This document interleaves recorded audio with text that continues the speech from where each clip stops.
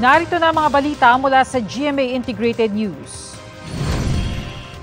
Nasa 100 Pilipino sa isla ng Maui sa Hawaii ang naiulat na nawawala ayon sa direktor ng Maui Filipino Chamber of Commerce.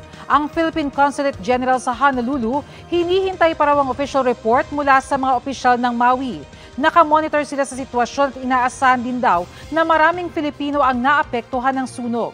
Ayon sa DFA, nasa 25,000 na Filipino-Americans sa Maui.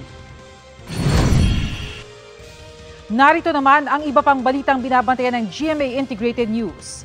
Sabtang Batanes, niyanig ng magnitude 5.7 na lindol pasado alas 9 kaninang umaga. 221 volcanic earthquakes at 152 rockfall events na itala sa Bulkang Mayon sa nakalipas na 24 oras. At hanging habagat at localized thunderstorms magpapaulan sa bansa ayon sa Pag-asa. Para sa mas malaking misyon at mas malawak na paglilingkod sa bayan, ako po si Bernadette Reyes ng GMA Integrated News, ang News Authority ng Pilipino.